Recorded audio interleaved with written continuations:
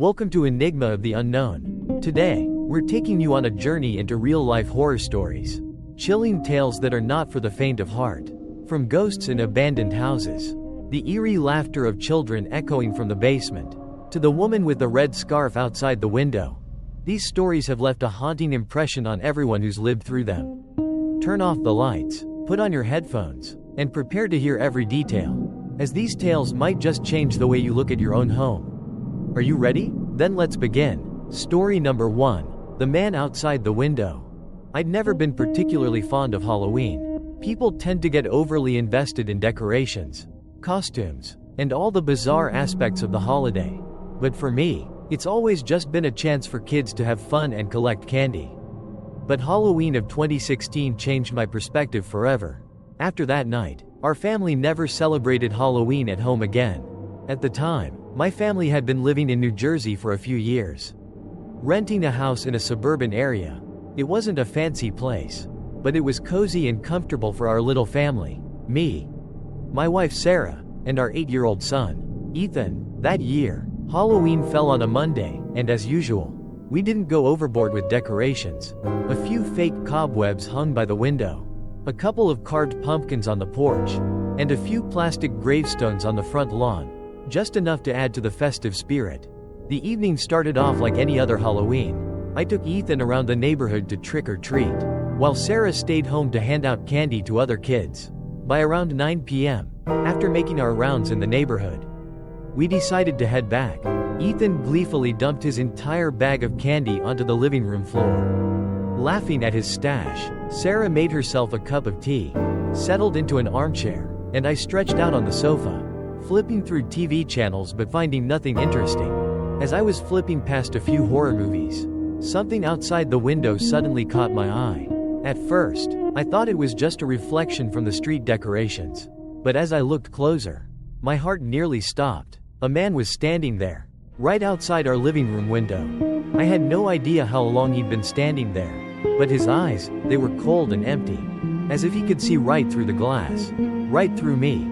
He just stood there, completely still. He was tall, middle-aged, dressed in simple black clothes that looked a bit wrinkled and dusty. What sent chills down my spine wasn't his stillness or his strange attire, but his eyes. They were unblinking, as if he could see every secret hidden within our home. I stared at him, hoping he would do something, maybe walk away or at least move slightly to prove he was real. But he remained motionless, a silent figure more frightening than anything else because of the overwhelming quiet. I glanced over at Sarah and whispered, "Do you see someone outside the window?" Sarah paused, following my gaze, and suddenly went stiff. Who is that?" she asked, her voice wavering. Sarah wasn't easily frightened, but the tremor in her voice made me worry even more. "I don't know," I mumbled. "Maybe it's just some Halloween prank." We tried convincing ourselves it was just a harmless joke, but every instinct I had screamed otherwise. Ethan had fallen asleep on the sofa, and I was starting to feel uneasy about the unsettling presence outside. By that time, it was nearing 10 p.m., and the neighborhood was growing quiet as kids headed home. Halloween lights went out, and only a few street lights glowed faintly. Sarah suggested calling the police, but I hesitated. Part of me worried they'd think we were exaggerating, but another part felt that something was deeply wrong. I finally picked up the phone to call the police. As I dialed, my gaze stayed fixed on the man outside. He was still there, motionless, staring straight at us. Strangely, as soon as I started dialing, he began to move, slowly, step by step. He walked away from the window. A shiver ran down my spine as he disappeared into the darkness. The police arrived about 15 minutes later. They checked around the house, the front yard, and the neighborhood. After a thorough inspection, they concluded that there was nothing unusual, except for a few footprints embedded in the grass directly below our living room window. They asked if I recognized the man, but I had no answer. I had no idea who he was, and I'd never seen him before. The footprints were the only trace left after his chilling presence. After the police left, Sarah and I sat in silence, not saying a word. We both knew that something very strange had happened, though we had no reasonable explanation. A quiet, lingering fear remained, as if the ghostly figure of that man was still lurking nearby. Since that night, every Halloween, we leave the house, doing our best to avoid the haunting memory. We may never know who he was or why he was outside our window. But one thing is certain, the man's terrifying gaze changed us forever. Story number 2. The cry from the cemetery. Looking back now, I should have known better than to go anywhere near that cemetery. But on Halloween night in 1990, my friends and I just thought we were in for a fun, memorable night, never imagining we'd encounter something that would make us swear never to return. That year, I had just turned 17, and I was excited about Halloween. In our small town, Halloween was usually simple, just some costumes, trick-or-treating, nothing scary or extravagant like in the stories we'd heard. So when one of my close friends, Mike, suggested we visit the town cemetery at midnight, our group agreed right away. It was a real test of bravery, and we wanted to prove ourselves. In reality, the cemetery wasn't that frightening during the day. It was a small, worn-out plot with a few faded headstones and some fallen angel statues scattered about. But at night, everything took on a strange, eerie atmosphere. None of us wanted to admit that we were afraid, but I could tell we all felt a slight chill. At 11 p.m., we gathered and began walking to the cemetery.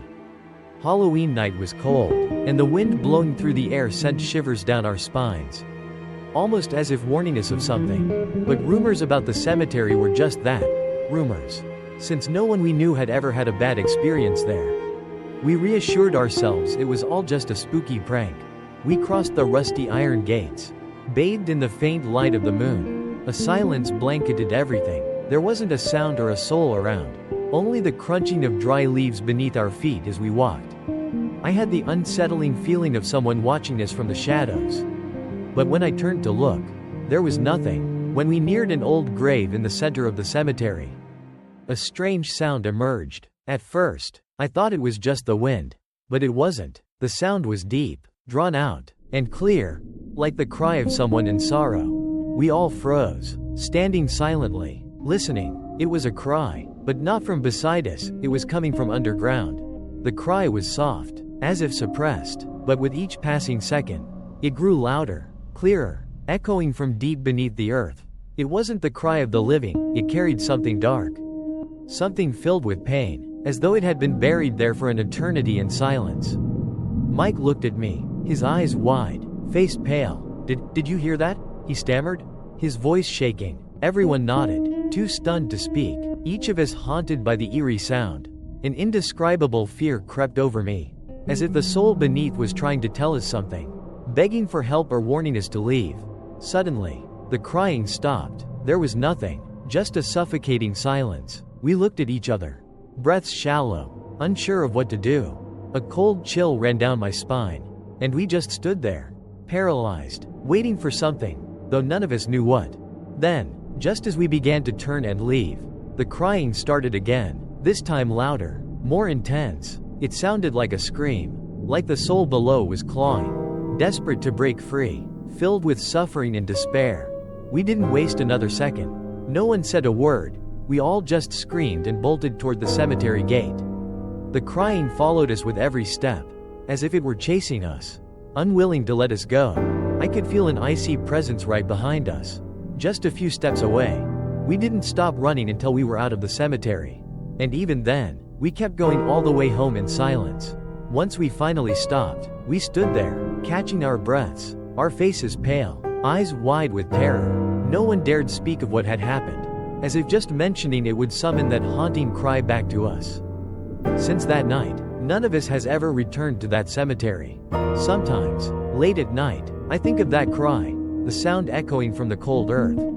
No one knows what happened or whose cry it was, but I know that, whoever they were, they held on to such sorrow that even death couldn't bring them peace. Story number 3. The Haunted Letter. I never believed in the supernatural. Until this happened, I was always the kind of person who looked for the facts, explaining everything with logic and science. But Halloween of 2005 changed my life completely. And if you're reading this, remember, once the unexplained comes knocking, nothing will ever be the same. It all started one October evening, the day before Halloween. My name's Jack, living in a small town in Pennsylvania. I was 32 years old at the time, and while my life wasn't anything extraordinary, I was content. I had a steady job, a cozy apartment, and a few close friends. One of them, if not my best friend, was Tom. Tom, though, had passed away 5 years earlier, on a rainy night in 2000, in a terrible car accident. His death had been a huge shock. We had made so many memories together since high school. Losing him felt like losing a part of my youth, a piece of my life. But I had eventually learned to accept it. That is, until things took a very dark turn. That day, when I came home from work, there was a strange letter in my mailbox with no return address. In an age of emails and text messages, receiving a handwritten letter felt odd. I picked it up, the rough paper feeling strange in my hands, and noticed that something felt off. My name, Jack Carter, was written clearly on the front, but there was no return address. No special marking, just a plain white envelope. I opened it, and my hair stood on end as I read the first line. Jack, it's me, Tom. My heart nearly stopped. I looked around, half expecting someone to jump out and laugh, to reveal it was a prank, but there was only an eerie silence. I looked back at the letter and carefully read every word. I know you're probably going to think you're losing it reading this. But Jack, I need you to believe it's really me. Tom, I'm writing to you from a place you could never imagine, the place I went after I died. I didn't know what to do, but my curiosity overpowered my fear. My heart was racing, but I kept reading, line by line. Tom's words unfolded, as if he were somehow speaking to me from another world. Jack, this place is nothing like what we imagined. It's like a hazy dream, a realm for souls that haven't found peace. I'm still here, stuck between memories of my old life and things I left unfinished.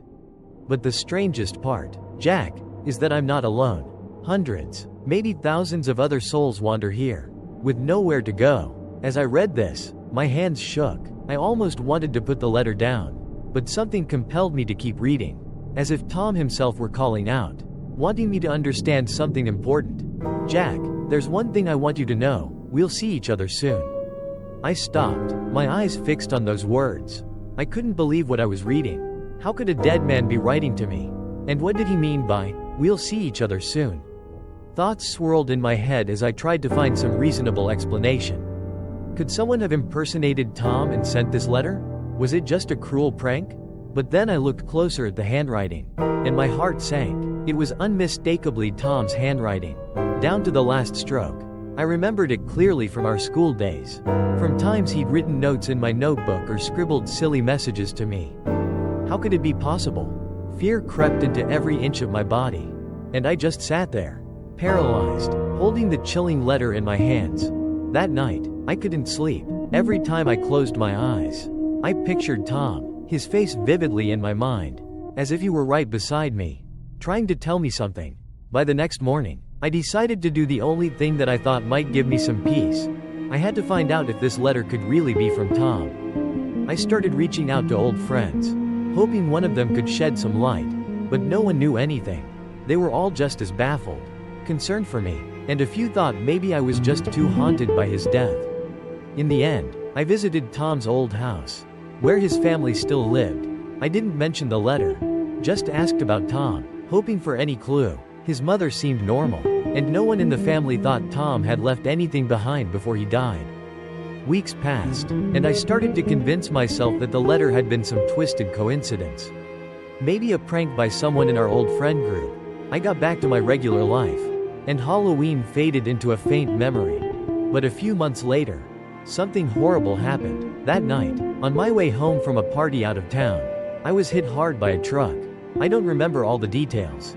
Just the dark corner I turned, the deafening crash, and then everything went black. When I woke up, I was in the hospital, pain searing through every inch of my body.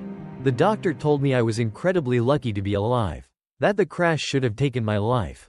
But instead of feeling grateful, all I felt was a cold, inexplicable fear. I knew that this was what Tom had been trying to warn me about. He'd told me we'd see each other soon, and if it hadn't been for that strange stroke of luck, maybe I would have seen Tom in that place he'd described in the letter. Now, whenever I look back at that letter, a shadow looms over my life. Whether the accident was just a coincidence or a real warning, I know my life will never be the same. I still keep the letter, but I've never dared to open it again. I don't know how Tom managed to send it, or how he knew what was going to happen, But one thing I'm sure of: the afterlife is not the peaceful place we think it is. And sometimes, our loved ones who have passed might just be watching us, sending warnings from somewhere far beyond. Story number 4. The Ghost on the Dark Road. If you've ever heard stories about phantom hitchhikers, those mysterious figures who vanish right inside your car, you might dismiss them as nothing more than spooky tales meant to give you chills on cold nights. I used to think the same. That was until Halloween night in 2002, when I, a taxi driver in a small Wisconsin town, had an experience I'll never forget. I'd been driving a taxi in this small town for nearly 15 years, picking up passengers all over, from highways to dark, winding back roads outside of town. I thought I'd seen it all: drunk customers, arguing couples, even some eccentric characters with strange stories to tell. But that Halloween night brought me an encounter I still can't explain. That night was foggy, with no rain, and the streetlights barely pierced through the thick mist along the road leading out of town. For me, Halloween was just another night, although my passengers did seem a bit rowdier and more peculiar than usual.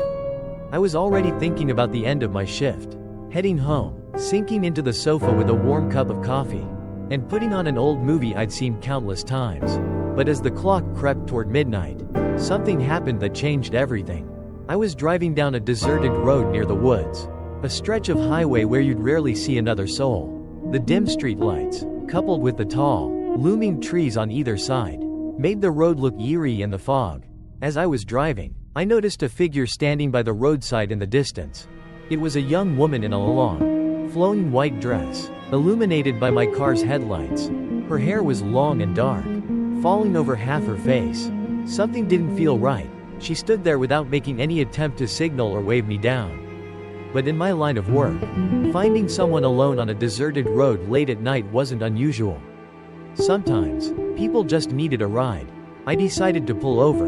Rolling down my window, I called out to her, "Need a lift?" She didn't respond, just quietly stepped toward the car, her footsteps soft, nearly soundless. Before I could say anything else, she opened the back door and slipped inside, gathering her dress on her lap, her movements as silent as her arrival. I glanced into the rearview mirror, hoping to catch her eye, but there was something strange about her. She kept her head down, her hair falling over her face. "Where to?" I asked again. Still, she said nothing. I'd had plenty of passengers who didn't talk, and I figured she'd had a rough night or was feeling down. I thought I'd just drive until she decided to tell me where she needed to go. The road stretched out ahead in silence. Occasionally, as I took sharp turns, I glanced at her in the rearview mirror, but she remained motionless, her head down, not even looking out the window. The fog and the eerie silence of the empty road created a thick tension in the car. She didn't shift, didn't fidget, just sat there, a still, unnerving presence. Finally, I couldn't bear the silence any longer. "Are you okay?" I asked, my voice trembling slightly, even though I couldn't explain why. Again, there was only silence. She sat there, hands on her dress, still as a statue. After a long stretch, we neared a bend known locally for mysterious, unexplainable accidents. That part of the road had a reputation for strange happenings and untraceable crashes. Just as I was about to turn back to ask if she wanted to get off here, a sudden chill filled the car. The hair on my arms stood up, and as I turned around to look, I realized the back seat was empty. She was gone, without a sound, without a trace. My heart skipped a beat, my hands frozen on the wheel. The car doors were closed. There was no way she could have left without me noticing. I looked around, hoping I'd imagined it, but no, the back seat was completely empty. What happened in those next few seconds felt like an eternity. I sat there, my heart pounding, trying to steady my breathing. It was impossible, yet I knew it was real. She had been there, and now, she was gone. I floored the gas and sped away from that stretch of road as fast as I could. The chill lingered in the car, and the eerie silence stayed with me all the way home. I couldn't sleep that night. The image of the woman in white, sitting quietly in the backseat and then vanishing, kept replaying in my mind. An unforgettable memory seared into my mind. From that night on, that road became a nightmare for me. I avoided driving there at night, but as I began sharing my story with other taxi drivers in town, I realized I wasn't the only one who'd seen her. A few drivers had also picked up a phantom passenger, a woman in white, silently sitting in the back before disappearing when they looked away. Every Halloween, tales of the woman in white become the talk of our town. Some believe she's the spirit of a girl who died on that very road one Halloween night long ago. They say she's still there, wandering that dark path, waiting for someone to give her a ride home. And ever since that night, I still feel something strange whenever I drive by that road in the dark. I eventually switched to a day shift, but on quiet nights, I sometimes feel like there's a silent figure in the back seat, just waiting and watching, as if she's still out there, her spirit unable to rest. Story number 5. The shadow in the photo. If someone asks me about Halloween, I'll tell them a story that has haunted my family for years. A story that wasn't just confined to Halloween night that year but has lingered, bit by bit, with each Halloween since. It all began on Halloween in 2010. That year, my family, my wife and our 7-year-old son Koa, and I, had just moved into an old house in the suburbs. The house wasn't particularly remarkable, but it did have a small front yard, a covered porch that was just perfect for hanging a few pumpkins and Halloween decorations. For a small family like ours, it was a cozy and cherished home. That evening, we decided to take some photos in front of the house to celebrate, and had dressed Koa in a cute little wizard costume, and I wore a simple monster mask. We laughed, posed, and took quite a few photos with a digital camera. Everything seemed perfectly normal. Afterward, we gathered in the living room to look through the photos on the computer screen. But when we zoomed in on a picture of the three of us standing at the front door, a chill ran down my spine. Behind us, in the shadows of the porch, was a dark figure with no defined shape. It wasn't a person, nor was it a shadow cast by any tree or object we remembered being near the door. It was just a faint, looming darkness, hovering right behind us. There was no face, and its body was just a dense, solid black mass, like it was part of the thick, impenetrable shadows. We were all stunned, speechless, and hand shook, and I felt my heart pounding in my chest. Koa, however, didn't understand. He just laughed, thinking it was part of the Halloween fun. But I knew, no one had been standing behind us at the time. The area was clear, and where we took the photo was in an open part of the yard where nothing could have cast such a shadow. This was a strange, shadowy presence, vaguely human-shaped but with no distinguishing features. That night, I lay in bed, unable to sleep, as the thoughts raced through my mind. Had we really seen a ghost? Was it just a camera glitch? But then, I dismissed the latter, realizing that every other photo was perfectly fine, only that one had the eerie shadow. The next day, I tried to push it out of my mind and focus on work. But as night approached, I couldn't stop glancing at the front door, the very spot where that strange figure had appeared. Although nothing unusual happened that night, an unease lingered, as though something was off, as if this house held some mystery we didn't yet understand. Then, every Halloween season that followed, as the decorations came out and the nights grew darker, strange things started to happen. We'd hear odd sounds, gentle knocking on the door or faint shuffling on the porch. Once, I even heard a whisper, a distant sound that seemed to echo from far away. But every time I opened the door to check, nothing was there. Sometimes, it was just a chill. But that chill felt like it penetrated down to the bone, cold and unnatural. In the years that followed, each Halloween brought that familiar sense of dread, but nothing ever compared to the first year. The year we actually saw it, the indistinct, shadowy figure, and I considered selling the house and moving more than once. But with work and finances, leaving wasn't an easy option. Over time, we learned to live with the discomfort, and Halloween became a holiday we approached with caution. Unlike other families who celebrated with excitement, whenever I looked at that picture again, I wondered if that shadow could truly be a spirit trapped in the house. And if so, what it wanted. This year, as usual, we prepared the decorations around the house for Halloween. When I looked out the door, I felt as if something was watching me. I no longer believe it's just my imagination. That shadow has become a part of our lives, a part we can't see but we know is still there, lingering in the Halloween nights, in the darkness and the strange noises. And now, whenever there's a knock on the door on Halloween night, I no longer dare to open it. Story number 6. The girl in the backseat. I was never one to get spooked by ghost stories. But after Halloween night in 2012, everything changed. Once a fan of horror tales, I became someone who shudders at the memory of my own. That year, my wife, Sarah, and I had decided to drive back to Texas after a Halloween party at a friend's house. By the time we left, the sky was pitch black, and the air was freezing. I remember it was close to midnight. The drive home wasn't long, just about 30 minutes, and we had no other thought than getting back and sinking into bed. We were both a little tired after the evening's fun, but nothing unusual. As we got in the car, I put on some music to stay awake while Sarah sat beside me. Gazing out the window, the streetlights cast a soft glow on her face, and for a moment, I saw her frown as if she sensed something. "Do you hear that?" Sarah suddenly turned and asked.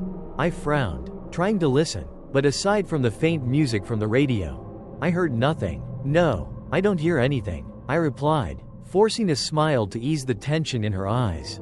Sarah looked back out the window, though she still seemed a bit uneasy. To reassure her, I turned down the radio and focused on driving. The road home was deserted, especially at such a late hour. The dimly lit road stretched out ahead, flanked by endless dark fields on both sides, with the occasional house in the distance casting faint light. While driving, a sudden chill swept through the car from behind. It felt as though someone had opened a door, letting in a rush of cold air, but all the doors were securely shut. I tried to shake it off, blaming it on the AC, but then a strange feeling took over the car.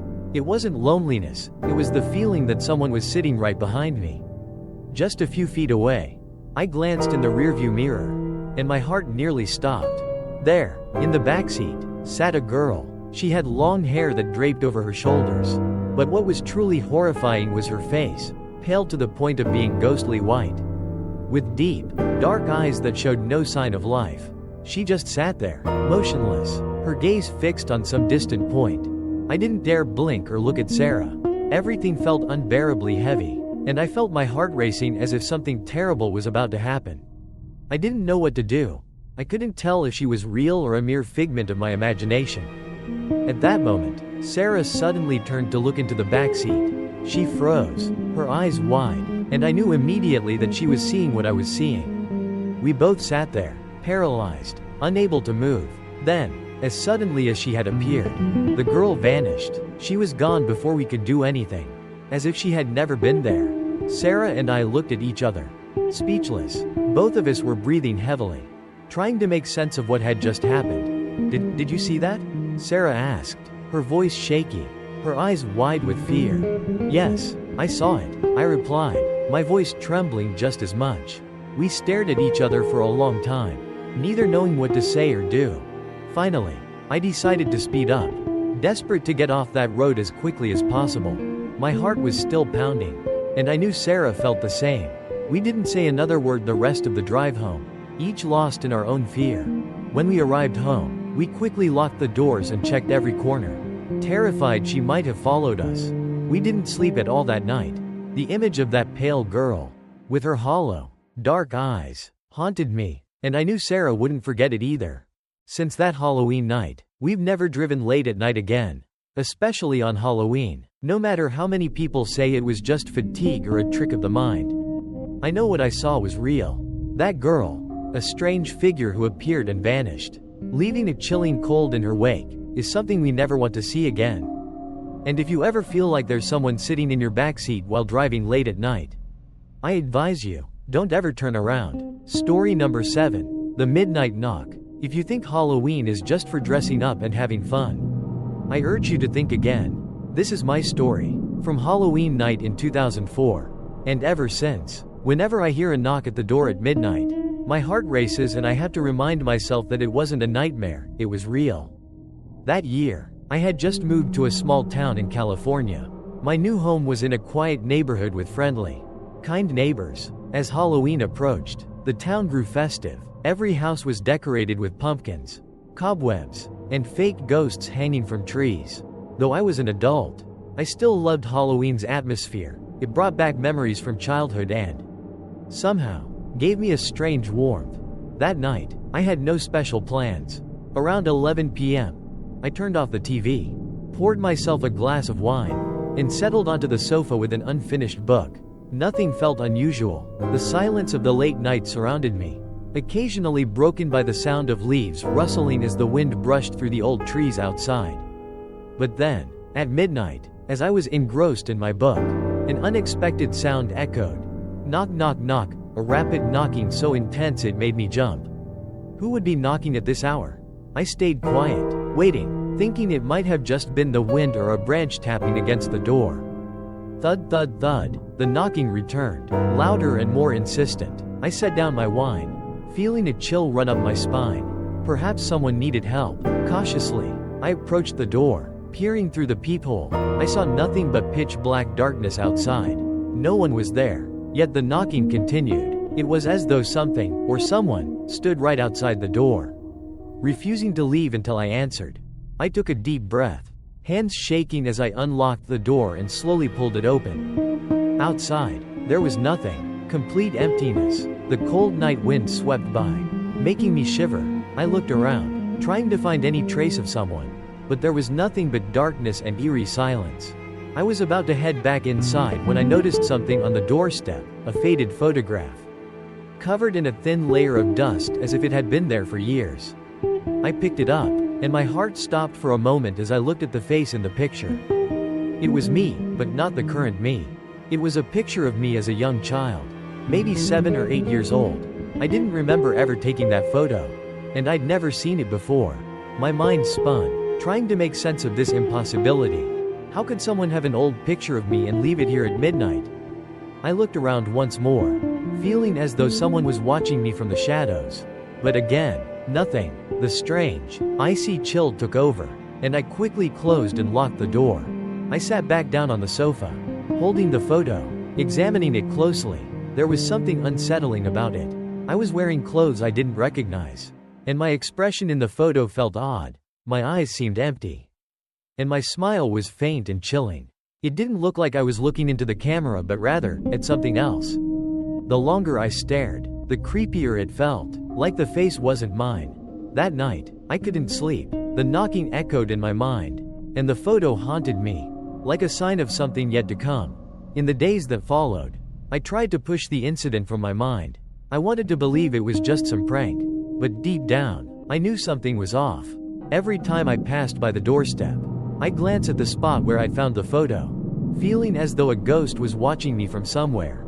Then a year went by, and Halloween came around again. That night, at precisely midnight, the knocking returned. I froze in bed, too terrified to move. My heart raced as I sat up, feeling as though the knocking was calling out to me, inviting me to open the door.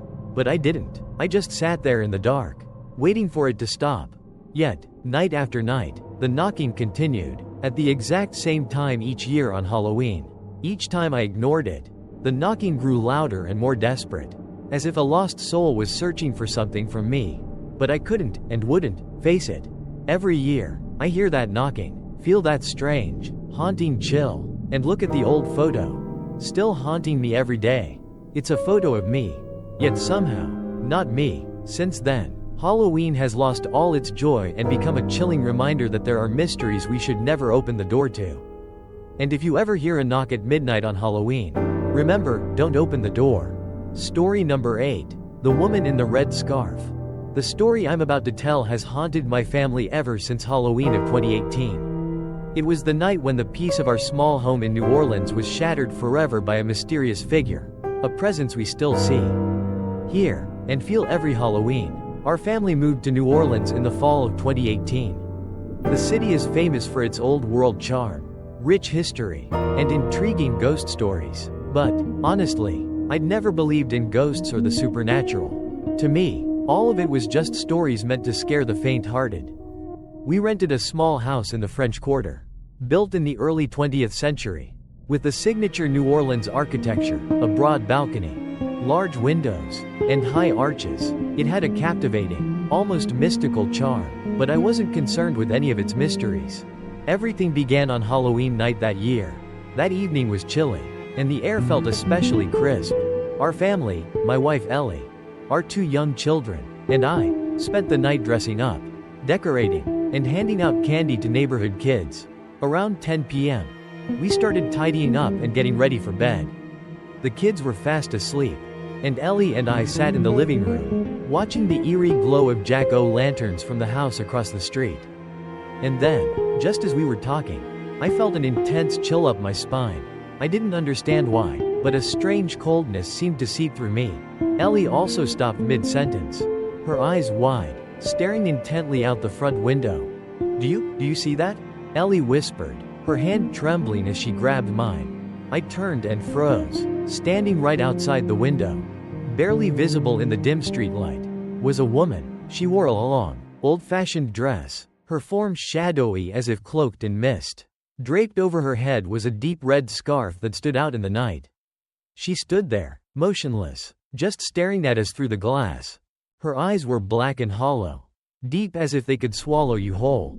We both sat frozen, staring back at her. Then, almost as if acknowledging our presence, she tilted her head slightly, a faint, unsettling smile passing over her wrinkled face. I reached to turn off the light, hoping she'd disappear, but by the time I looked back, she was gone. No sound, no sign. The scene outside was empty once more, just the silhouettes of trees swaying in the night breeze. I turned to Ellie, speechless. We sat there, hearts pounding, wondering if we'd both imagined it. But her empty gaze, that unsettling stare, stayed with me. We double-checked the locks on all the windows, the front door, and every part of the house before finally heading to bed, lying close together, seeking comfort in each other's presence. But the uneasy feeling wouldn't leave. All night, I dreamed of those hollow eyes and the red scarf, of her faint silhouette standing there, watching us from some shadowy place. The next morning, as the first rays of sunlight filtered in, I felt a wave of relief. That sense of security lasted throughout the day, and I started convincing myself it was all a hallucination. But Ellie wasn't so quick to move on. She became withdrawn, barely speaking, always glancing out the window at dusk as if she was expecting something. The year passed, and Halloween returned. We didn't mention last year's events, but both of us felt a creeping anxiety. That Halloween night, as the clock struck midnight, a soft whisper echoed throughout the walls of our home. At first, I thought it was just the wind slipping through the cracks in the door. But the longer I listened, the more I realized it sounded like a voice, a faint, haunting melody from somewhere far away. Ellie and I sat silently. The house grew colder, and it felt like hundreds of eyes were watching us from the shadows. Every Halloween since then, we've heard the whispering. We no longer get knocks from kids at our door for candy. But instead, we hear those chilling whispers, rising from every corner of the house. This year, Halloween has come again. Ellie and I sit in the living room, watching each other, waiting for that familiar knock or the eerie whispers. And even though I never used to believe in the supernatural, I can't deny that the woman with the red scarf has left an indelible mark on our lives. Story number 9. The Ghost of the Abandoned Hospital. If you've ever thought ghost stories were just scare tactics, let me share with you an experience my friends and I had on Halloween night in 1998. It was the night we dared to explore an abandoned hospital. And to this day, every time I think about it, I feel a chill run down my spine. It all started with a crazy idea from my group of friends. That year, we were all 18, standing at the threshold of adulthood, full of recklessness and a thirst for adventure. On Halloween night, instead of dressing up and hanging out with friends like everyone else, we decided to do something no one else would dare: explore the abandoned hospital on the outskirts of town. The hospital had been abandoned since the 70s after a massive fire. None of us knew exactly why the hospital was left in ruins, but stories about it had circulated through the town, creating an air of eerie mystery. People said many patients had perished in the fire, and their souls never left the place. Years later, strange sounds still echoed at night: footsteps, whispers, but when someone checked, there was never anyone there. I, David, along with my 3 best friends, Mike, Sarah, and Tony, decided to go and find out for ourselves. We met at the hospital gates around 10 p.m. Halloween nights in our small town were typically quiet, and the road to the hospital was pitch black. We brought flashlights, but none of us felt at ease. I still remember the dim street lights casting shadows on the trees lining the road, with the cold air adding to the unsettling atmosphere. As we approached the hospital gates, My breathing grew heavier. The hospital loomed ahead of us, a large, old, crumbling structure with broken, dust-covered windows. Everything about it was desolate, as if time had forgotten it. The outer walls were overgrown with moss, and weeds reached ankle-high, hiding parts of the pathways. As soon as we stepped inside, the air became colder, and an eerie feeling surrounded us. The flashlights illuminated only a small portion ahead, but none of us dared to say out loud that we felt like something was watching us from behind. We decided to explore each floor. When we reached the third floor, where the fire was said to have spread the worst, Mike went into a large room that looked like it had once been a patient ward. The rest of us followed. The room was pitch black, and when the flashlight shone over the walls, charred black marks became visible, reminders of a horrific tragedy. Then, as soon as we entered the room, a sound echoed, a soft, almost silent footstep. At first, it was barely audible, but with each second, it grew louder and more distinct, as if someone were pacing in the hallway outside. We looked at each other, no one saying a word, holding our breath to listen. Then the footsteps stopped, and an overwhelming silence fell. Just moments later, the footsteps started again, this time from directly behind us. A wave of terror washed over us, and we moved to leave the room. But as Mike reached for the doorknob, he suddenly pulled his hand back, eyes wide in fear, staring down the hallway. "David, there's someone there," Mike whispered, his voice trembling. I aimed the flashlight down the hallway, and that's when I saw it, a figure standing there. A dark shadow without a defined shape. But the most horrifying part was its eyes, red, glowing like embers in the darkness. Those eyes were fixed on us, unblinking and menacing. Tony froze beside me, unable to speak. Sarah gripped my hand, her fingers ice cold. And then, as if the shadow realized we could see it, it began to move, slowly but steadily, advancing toward us. Without a word, we turned and sprinted, desperate to escape the hospital. The footsteps followed close behind, echoing in sync with ours. My heart pounded, and I felt like I could collapse at any moment. Finally, we burst out of the hospital, not daring to look back. Once we reached the gates, we were panting, drenched in sweat despite the cold night air. But strangely enough, when we looked back at the building, there was no sign of the shadow. The hospital stood silent in the darkness, as if nothing had happened. Since that night, I've been haunted by those red eyes. Every night I have nightmares, and in my dreams, the shadow is always there, standing silently, watching me with those cold, crimson eyes. I've tried to convince myself it was all just a trick of the mind caused by fear. But deep down, I know what we saw was real.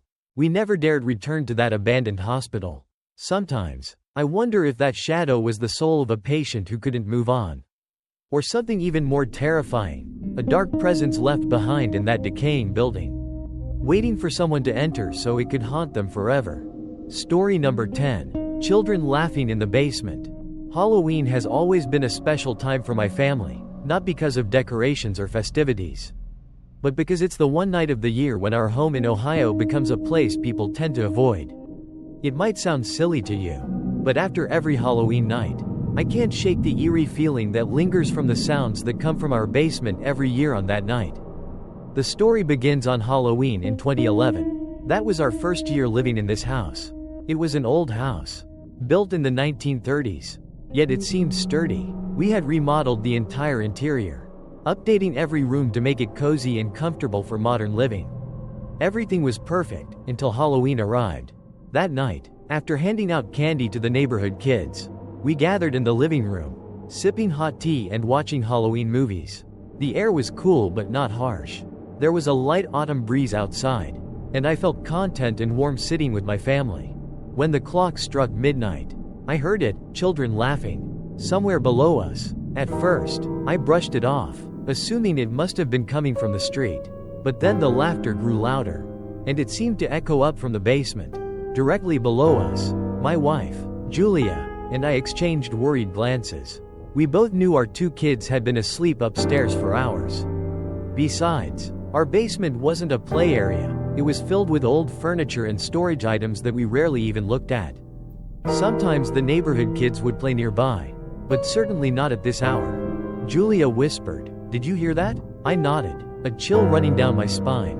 Maybe someone snuck into the basement, I said, trying to reassure myself that it was just a prank from the local kids.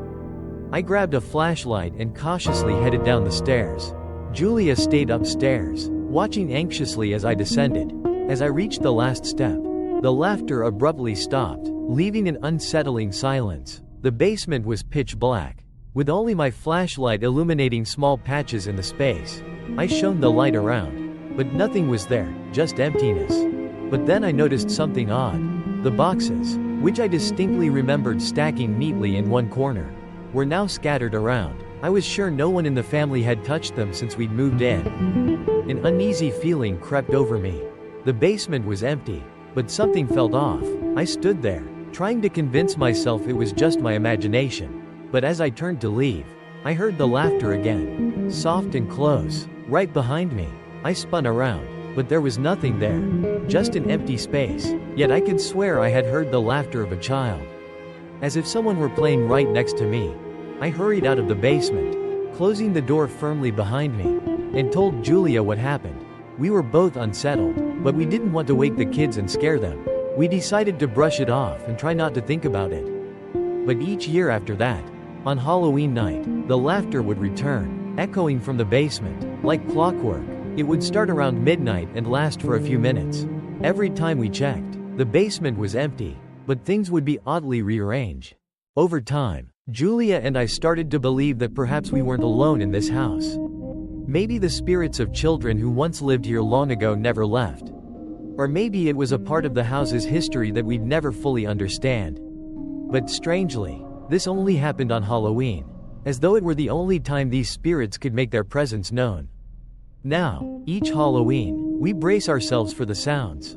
The whole family knows that around midnight, the laughter of children will drift up from the basement, a reminder that we're not the only ones living in this house. You've just listened to 10 chilling horror stories, each one a haunting memory for those who lived through it. Thank you for joining us on this spine-tingling journey. If you enjoyed this video and want to hear more stories like these, don't forget to hit like and subscribe so you don't miss our latest videos. Do you have any scary experiences of your own? Share them in the comments below. Your story might be featured in our next video. See you again in the next tale. Sleep well, if you dare.